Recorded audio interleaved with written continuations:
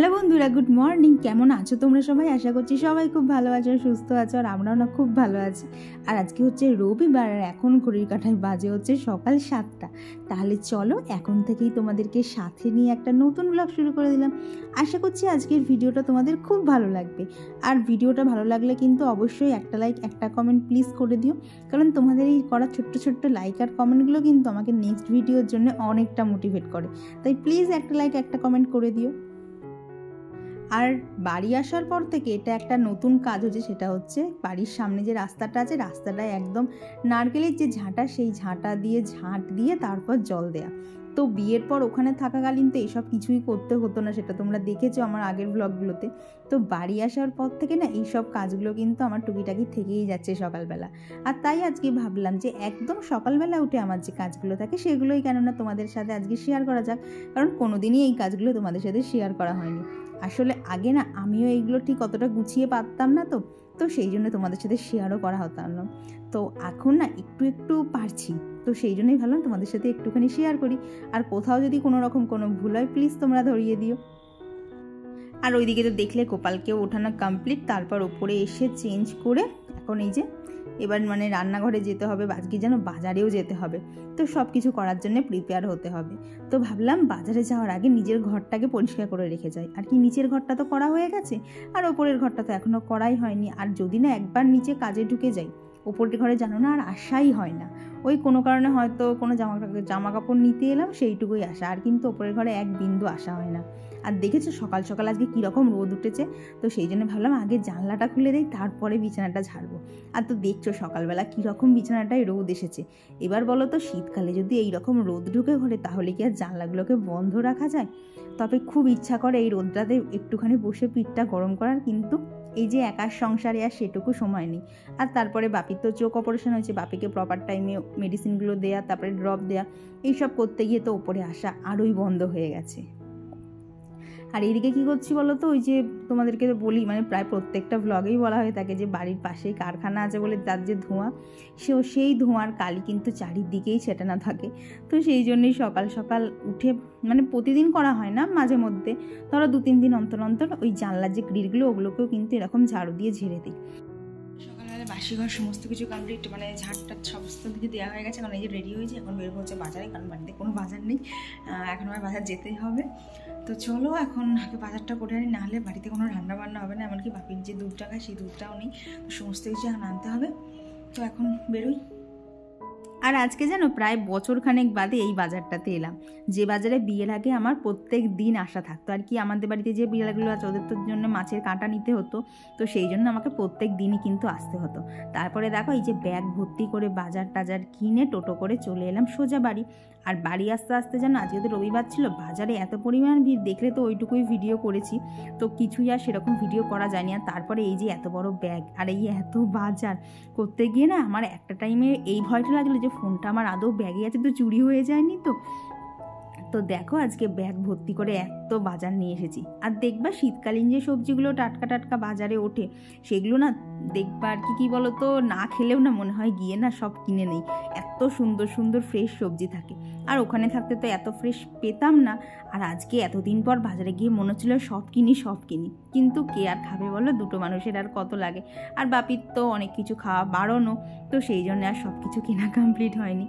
আর এদিকে দেখো জলের বোতলগুলোও খালি হয়ে গেছিলো। আর কি, রাত্রিবেলা করে না এত ঠান্ডা লাগছে, আমি জানো না কিচ্ছু করতে পারছি না, মানে ইচ্ছা থাকলেও এত ঠান্ডা লাগছে না, ঠান্ডায় পুরো জবুতবু হয়ে যাচ্ছি। তো রাতেরও বেশ কিছু কাজ কিন্তু আমার সকালবেলা করতে হচ্ছে। তো তারপরে আজকে যেহেতু দেরি হয়ে গেছে একটুখানি বাজারে গিয়ে, আগে এসে বাপির এখানে ব্রেকফাস্টটা রেডি করে দিলাম, কারণ বাপির খাওয়ার টাইমটা ওভার হয়ে যাচ্ছিল। তারপর এই যে মাছগুলো কিনেছিলাম সেগুলোই এখন ধুয়ে নেব। তো আজকে 3 ধরনের মাছ কিনেছি। একদিকে আছে হচ্ছে রুই, মানে যেটা কাটা বলে, তো সেইটা, আর নিয়েছি হচ্ছে এই যে খয়রা ইলিশ, আর তার সাথে নিয়েছি হচ্ছে কি বলতো, এটা হচ্ছে জ্যান্ত মৃগেল মাছ। মানে এত প্রিয় আমার এই জ্যান্ত মৃগেল মাছ। আর প্রাইজের মানে লাস্ট কবে খেয়েছি আমি সত্যিই বলতে পারবো না। তো এতদিন বাদে না মানে খেতে পারার আনন্দটা যত না আছে তার থেকে বেশি আনন্দ হচ্ছে ওই যে মাছের ডালায় মাছটা নড়ছিল পাখনা মেলে, তো সেই মাছটা কিনেছিলাম, এতে যেন বেশি আনন্দ পেয়েছি আর কি। বাজার করতে আমার দারুণ লাগে। আর তারপরে এই দেখো বাড়িতে আসার পরেও কিন্তু কয়েকটা সাঙ্গপাঙ্গ জুটে গেছে। মানে মাছের কাঁটা ফেললেই জানো না কোথা থেকে জানি না ঠিক ওরা চলে আসে। এবার এখানে তো আর সেইভাবে ওদের জন্য আলাদা করে মাছ আনা হয় না, তো কী হয় বলো তো, যে মাছগুলো থাকে তার কাঁটা থাকে অল্প আর এদিকে খাওয়ার লোকজন থাকে বেশি। তো তারপর দেখো ওদিকে মাছটা ভাজতে বসিয়ে দিয়ে মাছখানে একটুখানি আমি খেয়ে নিচ্ছি, কারণ দেখো সমস্ত কাজের মধ্যে কিন্তু আমাদেরকেও ঠিক থাকতে হবে, না হলে কিন্তু আমাদের এই গোছানো সংসারটা একদম উল্টে পড়ে থাকবে। আর পরিস্থিতি যেরকমই হোক সংসারটা কিন্তু আমাদেরকে গুছিয়ে সবসময় ভালোভাবে রাখতেই হবে, না হলে দেখবে কখন কে চলে আসে বাড়ির মধ্যে, এসে দেখবে বাড়িটা অগোছালো অপরিষ্কার, সেটা মানে আজ যাই হোক আমার ভালো লাগবে না। আমার মনে হয় যে না, আমার বাড়ি এমন করে গোছানো থাকবে যাতে কেউ যদি হট করে চলেও আসে সেও বলবে যে না তোমার ঘরদোর একদম টিপটপ ক্লিন থাকে। এটা দেখবে কারোর কাছ থেকে এই কমপ্লিমেন্টটা কিন্তু পেতেও খুব ভালো লাগে।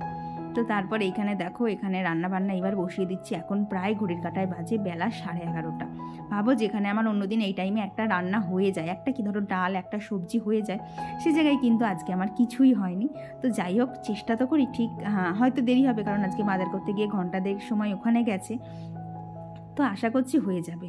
আর তারপরে দেখো ওইখানে উচ্ছে চচ্চড়িটা বসিয়ে দিয়ে এখানে আজকে বেতর শাক করব, তো সেইটাকে ওখানে ধুয়ে নিলাম। সরি বেতর শাক না, ওটা হচ্ছে মেথির শাক। আর কি এতদিন পর এত রকম শাক দেখেছি তো মানে নামগুলো একদম জানো না, গুলিয়ে যাচ্ছে। তো ওখানে ভাতের চালটা ভিজিয়ে দিলাম। আর তারপর এই যে লঙ্কাগুলো এনেছিলাম না, এগুলোকে ধুয়ে একদম আমি বোটা ছাড়িয়ে রাখছি, তাহলে দেখবে যখন ব্যবহার করা যায় না আর ওই ধুতে হবে বোটা ছাড়াতে হবে এইসব ঝামেলা কিন্তু থাকে না। আর তারপরে আজকে নিয়ে এসেছিলাম এই যে মুসুরির ডাল আর মুগের ডাল, কারণ বাপি এই ডাল দুটোই খায় আর আমি তো ডাল খাওয়ার একদমই ভক্ত নই। ওই মানে কি বলবো, ধরো কিছু নেই ডালটা দিয়ে ভাতটা খেতে হবে তাই খাই, নাহলে কিন্তু সেরকম আমার ডাল খেতে অত ভালো লাগে না। তো ডালগুলো ভরে দিলাম ওখানে। আর এখন দেখো এইদিকে একদিকে ভাত বসিয়ে দিয়েছি আর একদিকে হচ্ছে বেগুন দিয়ে মেথির শাক ভাজা, যেটা কিন্তু ওখানে থাকতেও আমি খুব করতাম, কারণ ওখানে মেথির শাক ছাড়া তো অন্য কোনো শাক পাওয়া যেত না। আর আজকে জানো না শাকটা কিনতে পেরেও কিন্তু দারুণ আনন্দ হয়েছে, এত সুন্দর সুন্দর শাক ছিল। তবে জানো না খুব সুন্দর আজকে পালং শাকও ছিল, কিন্তু আমি খাই না বলে আর কিনি না, তবে দেখতে কিন্তু খুব ভালো লাগে জানো শীতের সবজিগুলো। বন্ধুরা তোমরা যারা এতক্ষণ আমার ভিডিওটা দেখছো তোমাদেরকে জানাই অসংখ্য অসংখ্য ধন্যবাদ। আর তোমাদের আজকের ভিডিওটা কেমন লাগছে কমেন্ট বক্সে প্লিজ জানিয়ে দিও, আর ভালো লাগলে একটা লাইক করে দিও। আর তোমরা যারা আজকে আমার ভিডিও প্রথম দেখছো তোমাদেরকেও জানাই অসংখ্য ধন্যবাদ আমাকে এইটুকু ভালোবাসা দেওয়ার জন্য। আশা করবো আগামী দিনেও তোমাদের কাছ থেকে এইটুকু সাপোর্ট আমি পাবো, যাতে আমার চ্যানেলটা আমি আরও দূরে এগিয়ে নিয়ে যেতে পারি।